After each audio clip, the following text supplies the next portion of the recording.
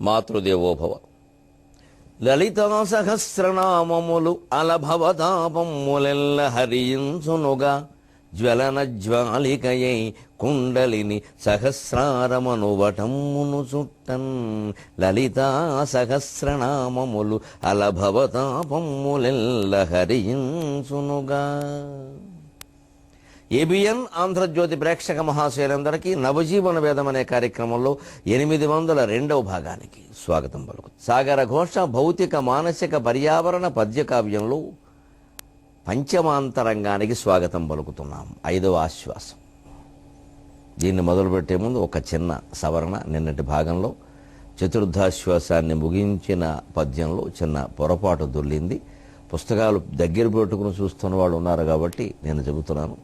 పుణ్యప్రభాధూమమై అని చదివాను, కానీ అది పూర్వాబ్ధి చైతన్యమై అంటాం.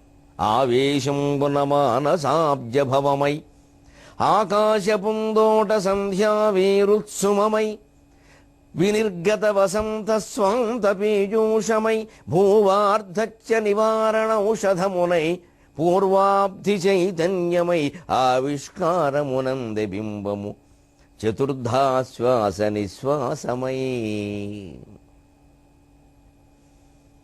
ఆవేశంబున మానసాబ్జభవమై. రెండవ ప్రపంచ యుద్ధం ఎంత ఆవేశంతో జరిగినా అదే మనస్సు మళ్ళీ శాంతించాక పద్మాలు వికసించే అవకాశం ఉంది. ఎందుకంటే మనకి ప్రకృతిలో ఉన్న విషయమే. వర్ష ఋతువులో చెరువులో ఉండే పద్మాలన్నీ చీలికలై పీలికలై వాడి వత్తలైపోతాయి. మళ్ళీ శరదృతువు రాగానే వికసిస్తాయి. దాన్నే ధూర్జుడు చెబుతాడు. శ్రీ విద్యుత్కలితాజవం జవమహాజీమూత పాపంబుధారావేగం పున మన్మనోబ్జ సముదీర్ణత్వంబు గోల్పోయితిన్ దేవా నీ కరుణా శరత్సమయమెంతే చాలు చిద్భావనా సేవం తామరతం పరైమనియదన్ శ్రీకాళహస్తీశ్వర. ఈ జీవితం అనేటువంటి సంపద కోసం పడే జీవితంలో ఈ సంపద కోసం పడేటువంటి తాపత్రయం వల్ల ఇది ఒక పెద్ద కరెంటు షాక్ తగిలినట్టే అయిందయ్యా. సంపద మనకి విద్యుత్ నిర్ఘాతంలా పనిచేసింది, విద్యుత్ ఆఘాతంలాగా. శ్రీ విద్యుత్ కలిత అంటాడు. సంపద ఎప్పుడు విద్యుత్తే వినియోగించుకోవడం తెలిస్తే విద్యుత్ బాగుంటుంది, లేకపోతే షాక్ కొడుతుంది. సంపదైనా అంతే. తాను అనుభవించడం ఇతరులకు పెట్టడం అనేది ఉంటే ఆ సంపద గొప్ప సద్వినియోగమైనట్టు లెక్క. ఇతరులకు పెట్టకుండా తాను అనుభవించడమే మొదలుపెట్టినా అది నశించిపోతుంది. సరే, తాను అనుభవించకుండా ఇతరులకి పెట్టకుండా ఉండమంటే ఇక అంతకన్నా దౌర్భాగ్యం ఇంకోటి లేదు. అంచేతని ఎంతసేపు ఎంత సంపాదించినా సరిపోకుండా ఈ సంసారంలో ఎంతసేపు ఈ సంపాదన తాపత్రయంలో పడ్డాం. దీనివల్ల దీనికోసం పడే తాపత్రయాల వల్ల రాత్రింబవళ్ళు ఈ ఆయాసం వల్ల నా మనస్సు వాడి వత్తలైపోయిందయా. వర్షకాలంలో తామర పువ్వులాగా మళ్ళీ శరత్కాలం వస్తే తామర పూలన్నీ వికసించినట్టే నీ కరుణ అనేటువంటి శరత్కాలపు వెన్నెలని నా మీద ప్రసరింపజేయవయ్యా అని కోరాడు. సరిగ్గా మనకి ఋతువుల వరుసలో మీరు గమనించండి.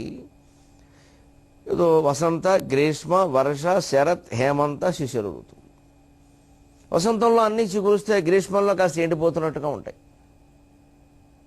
వెంటనే వర్షానికి మళ్ళీ చిగురుస్తాయి, కానీ వర్షానికి తామర పూలు దెబ్బతింటాయి. శరత్కాలంలో వెన్నెలకు మళ్ళీ అవి పెరుగుతాయి. వెంటనే హేమంతంలో మంచుకి ఇలా ముడుచుకుపోతున్నట్టుగా ఉంటాయి, శిశిరంలోనేమో రాలిపోతాయి, మళ్ళీ వసంతంలో చిగురుస్తాయి. అంచేత మన భారతీయులు విశ్వసించినటువంటి కనిపెట్టినటువంటి వాస్తవమైన కాలచక్రం ఎటువంటిదంటే పడిన ప్రతివాడు లేస్తాడు, లేచేవాడు పడతాడు, కంగారు పడకండి. ఇప్పుడు ఆశావాదం ఎవరిదండి? మనదా వారిదా? పిచ్చి నమ్మకాలన్నీ పెంచుకుని మనం నిరాశలో కూరుకుపోతున్నాం. కానీ లేకపోతే హిందూ మతం అంతా ఆశావాద మతం మరొకటి లేదండి. అసలు దీన్ని మతం అనడం చాలా పొరపాటు. ఇది హిందూ ధర్మం, వైదిక ధర్మం, ఇది జీవన విధానం. ఇందులో ఉన్నదంతా ఆశావాదమే. పైగా ఆశ అంటేనే దిక్కు అని అర్థం చెప్పారు మనకు సంస్కృతంలో. దిక్కును జయించేంత ఆశిస్తుందండి మనకిది. ఆ ఋతుక్రమం చూడండి ఎలా ఉందో వరుసగా. అదే సందర్భంలో ఇక్కడ చంద్రోదయం బాంబులు పేలాయి. కొన్ని కోట్ల మంది చనిపోయారు, 5 కోట్ల మంది పైన చనిపోయారు. అయినా ప్రపంచం అలాగే ఉంటుందా? మళ్ళీ వికసిస్తుంది. మళ్ళీ పూర్వాబ్ధి చైతన్యం తూర్పు సాగర్ నుంచి చంద్రుడు ఉదయించాడు. విషం కురిస్తే కురవచ్చు, మళ్ళీ అమృతము పడుతుంది. అదిగో ఆ అమృతాన్ని అందించేటువంటి సూర్యోదయం ఎలా ఉంటుందో చిత్రంగా వర్ణిస్తున్నాడు కవి పంచమాంతరంగం ప్రారంభంలో. ఎందుకంటే ఇదివరకు బాంబు పడి భయంకరమైనటువంటి స్థితి ఏర్పడింది కాబట్టి ఇప్పుడు సూర్యోదయ వర్ణన కూడా సందర్భానుసారంగా ఎలా ఉందో చూడండి. ఆకాశంబున బాంబు వేలినదో కాదా రక్తవర్ణం బదేమి అంటున్నాడు కవి మళ్ళీ తరంగాన్ని చూడడానికి వస్తూ సూర్యోదయాన్ని వర్ణించుకుంటూ వస్తున్నాడు. మరి బయటికి రాగానే సూర్యోదయం కనపడుతుంది, కవి ఎలా ఊరుకుంటాడు? అందుకని ఆ రోజు అంతకుముందు ఆ రెండవ ప్రపంచ యుద్ధం, బాంబులు, హిరోషిమా, నాగసాకి మీద పడడం, కోట్ల మంది చనిపోవడం, ఈ కథ విన్న తర్వాత రాత్రి అలాగే అదే దృష్టితో పడుకున్నాడేమో, పీడకల్లో కూడా వచ్చేమో, పొద్దున్నే సూర్యోదయం ఎలా ఉందంటే ఆకాశంలో కూడా బాంబు పేలిందేమో అన్నట్టుగా ఉంది ఆ ఎరుపు చూస్తే. ముత్యాలముగ్గు సినిమాలో చూడండి, బాపు గారు ముళ్ళపూడి వారు బ్రహ్మాండమైన మాట రాశారు, పెట్టించారు దాన్ని.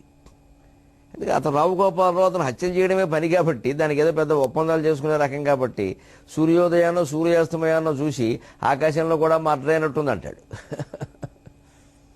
ఆ దృష్టితో అలాగే కనిపిస్తుంది. అదే ప్రేమించేవాడికి నా ప్రియురాలే బొగ్గల్లా ఎర్రగా ఉన్నాయంటాడు. ఒక సంధ్యాతాండవం ఆడే శివుణ్ణి పూజించేవాడికి శివుని జటాచూటంలో లేత ఎరుపు రంగులో ఉందంటాడు. అలా కనిపిస్తుంది. అంటే ప్రపంచం అనేది మిథ్య. అందుకే చెప్పారు శంకరాచార్య, బ్రహ్మ సత్యం జగన్ మిథ్య, ఉన్నది ఒకటే. లేకపోతే ఇంతమందికి ఇన్ని రకాలుగా అనిపిస్తుంది, అందుకే అది మిథ్య. మిథ్య అంటే లేదని కాదు, ఉంది, కానీ వేరే రకాలుగా అనిపిస్తుంది. ఎలా ఉందో నువ్వే చెప్పలేవు, దాని గురించి ఎందుకు బాధపడతావు? భిన్నాప్యభిన్నాప్యుభయాత్మికావా వివేక చూడమణిలో చెబుతారాయన. ఈ సృష్టి అంతా ఎటువంటిదో, మాయ అంటే ఏమిటో. భిన్నాప్యభిన్నాప్యుభయాత్మికావా సన్నాప్యసన్నాప్యుభయాత్మికావా సాంగాప్యనంగాప్యుభయాత్మికావా మహాద్భుత అనిర్వచనీయమాయ. అది భిన్నమా ఏకమా అంటే భిన్నమును ఏకమును. అది సత్తా అసత్తా అంటే సత్తు అసత్తును. సాంగమ అనంగమ అంటే అసావయవం నిరవయవం రెండును. అందుకే ఈ మాయ అద్భుతం అనిర్వచనీయం అన్నారు. అందుకే ఇది ఎప్పుడు ఎలా ఉంటుందో ఎందుకు చెప్పలేము, ఎప్పుడు ఎలా ఉంటుందో తెలియదు కదా, అలా ఉండదు. కాబట్టి ఎందుకు ఉండదు? ఒక వస్తువు అంటే ఉంటే ఉండదా? మన కళ్ళకి కనిపిస్తుంది కానీ ఆ వస్తువు లేదు అక్కడ. వాస్తవం అది. మన కళ్ళకి కనిపిస్తున్నదాని వస్తువు అని మనం అనుకుంటున్నాం. ఎందుకంటే ఆ వస్తువును అలా చూడడానికి మనం అలవాటు పడ్డాం. ఇలా ఉంటే ఓ పేరు పెట్టాం, అలా ఉంటే ఓ పేరు పెట్టాం. ఆ పేర్లు రూపాలు తీసేస్తే ఏమీ లేదు. అస్థిభాతి ప్రియం నామ అస్థిభాతి ప్రియం రూపం నామచేత్యంశ పంచకం ఆద్యత్రయం బ్రహ్మభాగం నామ రూపాత్మకం జగతు. వేదాంత శాస్త్రం స్పష్టంగానే చెప్పింది. ఈ సృష్టి మొత్తానికి 5 లక్షణాలు ఉన్నాయి. అస్థి ఉన్నది, భాతి ప్రకాశిస్తోంది, ప్రియం ఆనందదాయకమైనది, ఆ పైన రూపం ఉంది, నామ పేరు ఉంది. అస్థి భాతి ప్రియం రూపం నామచ ఇది అంశ పంచకం. 5 అంశాలు ఉన్నాయి. ఆద్యత్రయం బ్రహ్మభాగం, అస్థి భాతి ప్రియం, ఈ 3 బ్రహ్మ లక్షణాలు. సత్తు చిత్తు ఆనందం. అస్థి సత్, భాతి చిత్, ఆనందం ప్రియం, సచ్చిదానందం. నామరూపాత్మకం జగత్తు. మిగిలిన నామరూపాలు 2 జగత్తే, నామరూపాలు తీసి అప్పుడు సచ్చిదానంద పదార్థం అర్థమవుతుంది. మరి ఇంత అర్థం చేసుకున్నటువంటి భారతీయ తత్వంలో ఉన్న ఋషులు కనిపెట్టిన శాస్త్రీయ విజ్ఞాన అంశాలకేను ఈ అవగాహన లేని విదేశీయులు కనిపెట్టిన వాటికి తేడా ఉండదండి. అంచేత శాస్త్రీయ విజ్ఞానం ఎంత పెరగడం అవసరమో ఈ సంస్కారం అంత పెంచడం అవసరం. ఇది ఉండి అది లేకపోయినా ఇబ్బంది, అది ఉండి ఇది లేకపోయినా ఇబ్బంది. రెండిట్లో ఏది ముఖ్యమంటే మానసిక సంస్కారమే ముఖ్యం. అందులో చెప్పేదే ఉంది. శాస్త్రీయ విజ్ఞానంలో కొంత వెనకబడినా ఇబ్బంది లేదు, సంస్కారంలో వెనకబడకుండా ఉంటే చాలు. అంటే మన వర్ణనలు, మన కావ్యాలు అన్నీ అదే ధోరణిలో ఉంటాయి. అందుకే అంటున్నాడు అదే ధోరణిలో కవి ఉన్నాడు కాబట్టి అతనికి బాంబు పేలిందేమో అనిపించింది, ముత్యాల ముగ్గుల వాడికి హత్య జరిగిందేమో అనిపిస్తే ఇతను ధోరణి బట్టి ఇతనికి అనిపిస్తుంది. ఆకాశంబున బాంబు పేలినదు కాదా రక్తవర్ణం బదేమి, ఓ కర్మాఖిల సాక్షిలే వెలుగులా మేలౌనుగా అతన్. ఆకాశంబున బాంబు వేలినదు కాదా రక్తవర్ణం బదేమి, కర్మాఖిల సాక్షిలే వెలుగుల మేలవునుగా అతన్. ప్రభు శ్రీకారుణ్య విశేష వృష్టి చివురించన్ జీవనక్ష్మాయముల్. ప్రభు శ్రీకారుణ్య విశేష వృష్టి చివురించన్ జీవనక్ష్మాయముల్. సాకారమ్ములు సేయుగావుత సాకారమ్ములు చేయు స్వప్నములనే స్వాతంత్ర్య భాను ప్రభల్. సాకారమ్ములు చేయు స్వప్నములనే స్వాతంత్ర్య భాను ప్రభల్. ఆకాశమున బాంబు పేలినదో, ఆకాశంలో బాంబు పేలిందా ఏమిటి? కాదా మరి కాకపోతే రక్తవర్ణం అదేమి ఎర్రగా కనపడుతుందే, రోజు కనపట్టలా ఎరుపు, ఇవాళ ఎలా ఎందుకు కనపడింది? నిన్న అటువంటి కథలు వినడం వల్ల అలా కనిపిస్తుంది. సరిగ్గా మన జీవితం కూడా అంతే. ఒక దుర్వార్త మనం విన్నప్పుడు ఆ రోజు ఎన్ని మధుర పదార్థాలు తిన్నా అవన్నీ చేదుగానే ఉంటాయి. ఒక శుభవార్త మనం విన్నప్పుడు వేపు నోట్లో వేసుకున్నా తీయగానే ఉంటుంది. ఎప్పుడు నచ్చని వేపు ఉగాది నాడు ఎందుకు నచ్చుతోంది? పండగ కాబట్టి. వేరే ఎప్పుడు తినమానండి. నిజానికి వేప ఆకులు, చిగురాకులు లాంటివి రోజు మొహం కడుక్కోవడం కంటే ముందు పరగడుపున 4 ఆకులు నోట్లో వేసుకుంటే లోపల ఎటువంటి క్రిములు పెరగవు. అంత ఉపయోగం అది. వేప చెట్టు ఇంటి ముందు ఉన్నవాళ్ళు తప్పనిసరిగా ముందు లేవగానే ఆ వేప చిగుళ్ళు నవలాలి. కాస్త మంచినీళ్ళు తాగాక లేవగానే ముందు మంచినీళ్ళు తాగాలి. అది కూడా రాగి చెంబులోనే రాత్రంతా నిలవ ఉన్న నీళ్లు తాగితే చాలా మంచిది, వేడి హరిస్తుంది. వెంటనే కనుక 4 వేపాకులు నోట్లో వేసుకుని నవిలేసి అప్పుడు మొహం కడుక్కుంటే, ఆ వేపలతోనే కడుక్కుంటే అద్భుతం, ఇంక చెప్పక్కర్లేదు. ఇంక దంతవైద్యుడి దగ్గరికి వెళ్ళే పనే రాదు. దంతవైద్యుడు దుకాణాలు మూసేయవలసింది వేప చెట్లు పెంచి వేప పొలాలు వాడితే. క్షణం విరామంలో మీ ఇంటి ముందున్న వేప చెట్టును ఒక్కసారి చూశారని ఆశిస్తున్నా. రేపటి నుంచి వాడడం మొదలుపెట్టండి. అందుకని అంతే లెక్క. ఇప్పుడు చేదు తీపి ఎలా ఉంటాయంటే మన మనోభావాన్ని బట్టి. మన మనస్సు బాగాలేనప్పుడు ఎన్ని శుభాలు ఎదురుగా కనపడుతున్నా అవి బాగుండవండి. మన అందరికీ అనుభవంలో ఉన్న విషయం అది. మనసు బాగాలేక తీర్థయాత్రలు చేసే ఉంటారు. అప్పుడు తీర్థయాత్ర చేస్తున్నా కూడా బాగుండదు వాళ్ళ మనస్సు. అంటే ఈ పాట పాడితే కాస్త మనశ్శాంతిగా ఉంటుంది అంటారు. అదొక విచిత్రమైన మాట. అసలు పాడితే మనశ్శాంతిగా ఉంటుందో లేదో తెలియదు. మనశ్శాంతిగా ఉండి పాడితే చాలా అందంగా ఉంటుంది. మనశ్శాంతిగా ఉండి మనం పాడాలి. ఈ మాటల ద్వారా ఆత్మజ్ఞానం పొందుతాం. ఆత్మజ్ఞానం పొందాక మాట్లాడితే ఇంకా బాగుంటుంది. అసలు మాటల ద్వారా ఎప్పుడు పొందడం నిజం చెప్పాలంటే. ఇదో వాచో నివర్తంతే అప్రాప్తి మనసా సహా. మాటలు ఆగిపోయినప్పుడే, మౌనం ధ్యానంలో ఉన్నప్పుడే ఆత్మజ్ఞానం పొందగలుగుతాం. అందుకే మాట్లాడడం అలవాటు పడిన వాళ్ళు కూడా ఎక్కడో అక్కడ ఆ మాట్లాడాలు తగ్గించుకుని మౌనానికి, ధ్యానానికి సమయం కేటాయించుకోవాలి. అప్పుడే దాన్ని పొందగలుగుతాం. అందుకని ఏ ధోరణిలో ఉంటే ఆ ధోరణిలో కనపడతాయి సూర్యోదయాలు, సూర్యాస్తమయాలే కాదు మన జీవితంలో ప్రతి ఘట్టము కూడా. భర్తతో తగాదా వచ్చినప్పుడు, అభిప్రాయ భేదాలు వచ్చినప్పుడు ఆ భర్త రాక్షసుడిలా కనపడతాడు, వ్యతిరేకిలా కనపడతాడు, శత్రువులా కనపడతాడు. ఈయన ఎలా చేసుకున్నాం అనిపిస్తుంది. ఇంకో 6 నెలలు ఆగితే మంచి సంబంధం వచ్చేదేమో అనిపిస్తుంది. మళ్ళీ ఆ భర్తతో ఒక సమన్వయం ఏర్పడ్డాక, మళ్ళీ ఒక సరసం అయిపోయిన తర్వాత ఓ అమృతం, ఇంక చంద్రుడు, మన్మథుడు, ఇంద్రుడు, ఇంకెవడు సరిపోడు. ఇంక మరి ఏమైంది? ఇదంతా మన మనోభావన. ఈ తగాదా వచ్చినప్పుడు 6 అడుగులు ఉన్నవాడు ఏమైనా 5 అడుగులకు మారాడా? 70 కేజీలు ఉన్నవాడు ఏమైనా 76 కేజీలకు పెరిగాడా? ఏమీ లేదు. అదే మనిషి. మన మనోభావాలు మారాయి. అంచేది ప్రపంచం బాగుండాలంటే మన మనోభావాలు బాగుంటే చాలు. మార్చుకోవలసింది మన మనస్సునే, ప్రపంచాన్ని కాదు. ఇది తత్వశాస్త్రం స్పష్టంగా చెబుతున్నమాట. అది ఇష్టం లేక మనం ప్రపంచం అంతా మార్చాలని చూస్తాం. తనలో తాను రవంత మారడు. ఎప్పుడు ఇదే ఉద్దేశంతో అవధానంలో చెప్పాను. అమెరికాలో అడిగితే ప్రశ్నగా పద్యాన్ని, పృచ్ఛకులు ప్రశ్నకు సమాధానంగా ఏమిటి ప్రపంచానికి పరిష్కారం అంటే, తనలో తాను రవంత మారడు జగత్తత్వంబు మార్పంగా ఆతని సంసారము సంపదల్ సమయమున్ తత్వార్థ విజ్ఞానమున్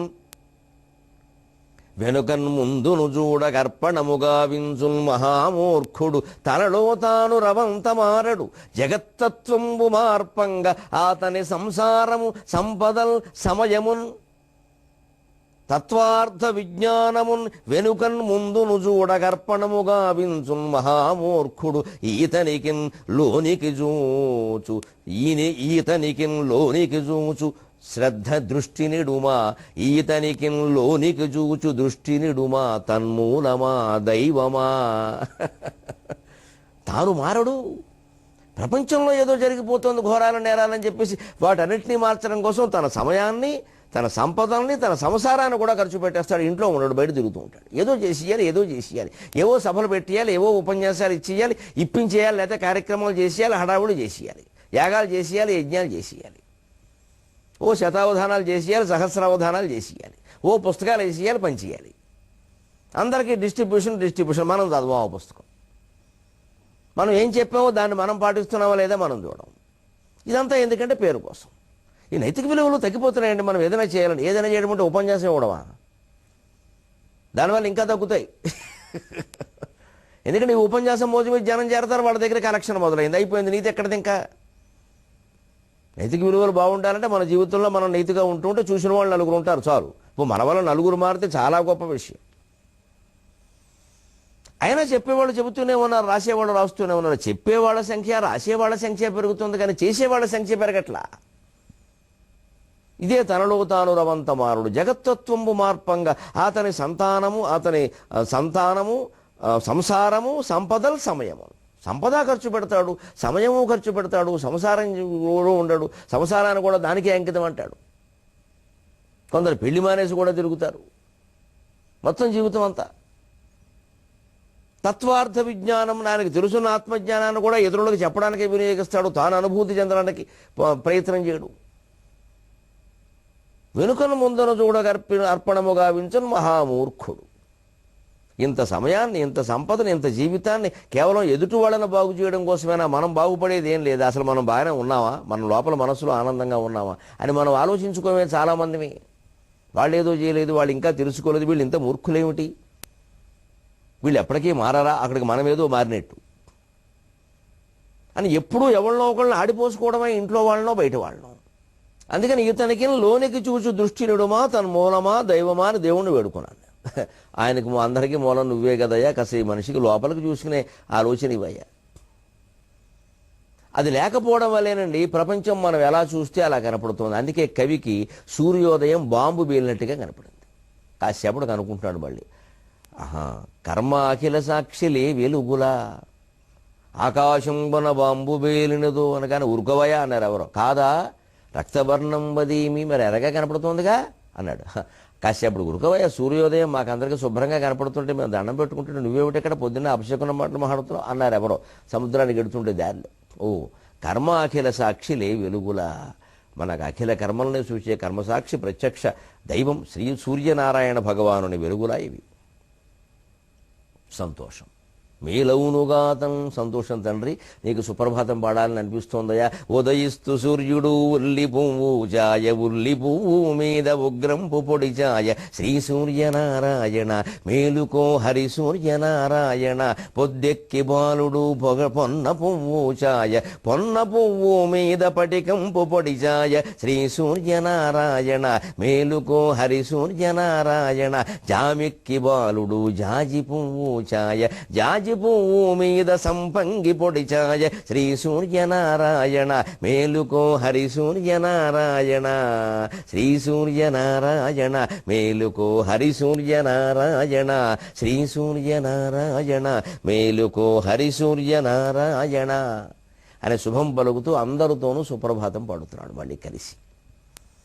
మేలవునుగాతన్ అని ఇప్పుడు అంటున్నాడు కవి. శుభాశంసన మంగళాశాసనములు. ప్రభు శ్రీ కారుణ్య విశేష వృష్టిన్ చివురించన్ జీవనక్ష్మాయముల్. రెండో ప్రపంచ యుద్ధంలో బాంబు దాడి కారణంగా మొత్తం నాశనం అయిపోయింది ఈ ప్రపంచం అనుకున్నాను. కానీ సూర్యనారాయణమూర్తి యొక్క కారుణ్య వృష్టి వల్ల, కరుణామయమైన కిరణ ప్రసారం వల్ల మళ్ళీ మొక్కలన్నీ చిగురించినట్టే ఉన్నాయి. శ్రీ కారుణ్య వృష్టిని చివురించన్ జీవనక్ష్మాయముల్. ఆకాశంబున బాంబు వేలినదు కాదా, రక్తవర్ణం వదేమి కర్మాఖిల సాక్షిలే వెలుగుల మేలౌనుగాతన్, ప్రభు శ్రీకారుణ్య విశేష వృష్టి చివురించన్ జీవనక్ష్మాయముల్. సాకారములు చేయు స్వప్నములునే స్వాతంత్ర్య భానుప్రభల్. ఆ సూర్యోదయం ముందు బాంబు పేలినట్టుగా అనిపించింది గత ఆశ్వాసంలో విన్న విషయాలను బట్టి. కానీ ఇప్పుడు రాబోయే పంచమాశ్వాసంలో ఉండే విషయాలను బట్టి ఎలా కనపడుతోంది అంటే, సాకారములు చేయి స్వప్నములనే స్వాతంత్ర్య భానుప్రభల్. ఈ సూర్యుడు ఎందుకో నాకు స్వాతంత్ర్య సూర్యుడిలా కనపడుతున్నాడు. బ్రిటిష్ వాళ్ళ ఆక్రమణకు గురై ప్రపంచంలో చాలా దేశాలు వలస దేశాలైపోయి మాడి మగ్గిపోతున్నాయి, చివికిపోతున్నాయి. అటువంటి దేశాలకు మళ్ళీ స్వాతంత్రం వచ్చే అవకాశం కనిపిస్తోంది ఈ సూర్యకిరణాలు చూస్తుంటే. వాళ్ళ కలలు ఫలిస్తాయి. సాకారములు చేయి స్వప్నములనే స్వాతంత్ర్య భాను ప్రభల్. ఈ స్వతంత్రంగా ఈ భానుడు స్వతంత్ర భానుడు అవ్వాలి. తనంత తానే సూర్యుడు ఎవరి ఒత్తిడి లేకుండా ఉదయించినట్టే ఒక జాతి ఇతరుల యొక్క ప్రోద్బలంతో కాకుండా తన అంతరాత్మ నుంచే చైతన్యాన్ని పొంది ప్రతి జాతి ఈ ఆంగ్లేయుల దోపిడీ నుంచి స్వాతంత్ర్యాన్ని పొందుగాక. అది నాకు కనబడుతోంది. ఎందుకంటే చీకటిలోనే ఉందువని చింతిలకమ్మ ధరిత్రిదేవి. వెంటనే భూమిని ఓదారుస్తున్నాడు కవి. చీకటిలోనే ఉందువని చింతిలకమ్మ ధరిత్రిదేవి నిన్వేకువ తాకుచున్నది అరవింద సుధామయ కాంతిరేఖలన్. నిన్వేకువ తాకుచున్నది అరవింద సుధామయ కాంతిరేఖలన్. రేకులు విప్పి అందుకొని రేపును మాపు సుఖించుమమ్మ. చీకటిలోనే ఉందువని చింతిలకమ్మ ధరిత్రిదేవి నిన్వేకువ తాకుచున్నది అరవింద సుధామయ కాంతి రేఖలన్. రేకులు విప్పి అందుకొని రేపును మాపు సుఖించుమమ్మ.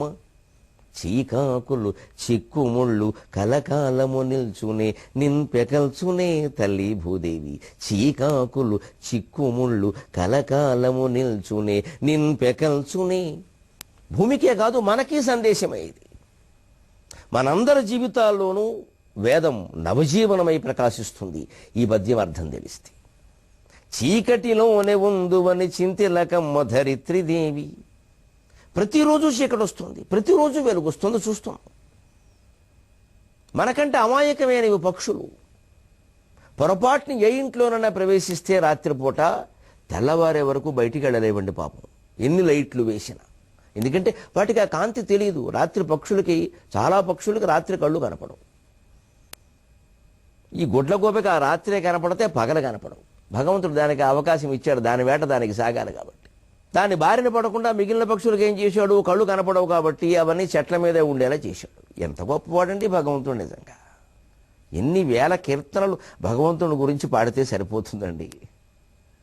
ఆ భగవన్ లీలను కీర్తించడానికి ప్రపంచంలో ఉండే ఏ భాష అయినా సరిపోతుంది అసలు.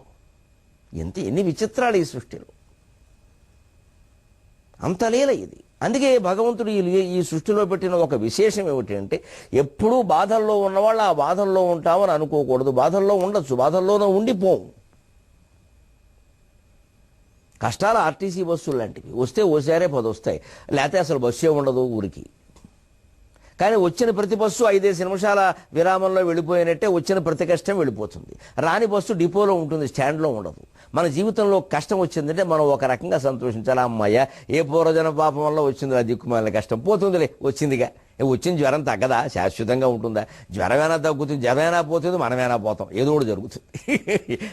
జ్వరం పోతే మంచిది, మనం అనారోగ్యం నుంచి బయటపడ్డాం. మనమే పోతే గొడవ లేదు, మళ్ళీ జ్వరం వచ్చే అవకాశం లేదు. ఇదేనంటే తెగింపు జీవితంలో. అందుకని భగవంతుడు దాన్ని కాలచక్రంగా నిర్మాణం చేశాడు. చీకటి వస్తుంది, వెలుగురు వస్తుంది, వెలుగు వస్తుంది, మళ్ళీ చీకటి వస్తుంది. వెలుగులో ఉన్నామని గర్వించక్కర్లేదు, చీకటిలో ఉన్నామని బాధపడక్కర్లేదు. ఆ పక్షి ఏదైనా ఇంట్లో ఇరుక్కుపోయింది అనుకోండి, ఒకవేళ ఏ గూట్లోనో, తెల్లారడం కోసం చూస్తుంది పాపం, అలాగే నుంచి ఉంటుంది, నిద్రపోత కూడా వెర్రిముఖం. కాస్త సూర్యభగవానుడి వెలుగులు ఏ కిటికీలోంచి కనపడగానే టక్కన పారిపోతుందండి. ఆ దారిలో తెలుస్తుందో, ఎంత ఆశ్చర్యం అండి ఇది.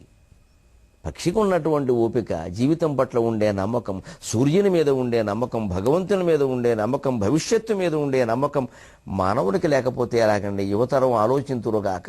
అయితే హత్య లేతే ఆత్మహత్య అన్నట్టుగా ఉండకూడదండి జీవితం. ఈ రెండూ మనం దూరం పెట్టాల్సిందే. హత్య చేయాల్సిన అవసరం నాకు లేదు, ఆత్మహత్య చేసుకోవాల్సిన పని అసలే లేదు.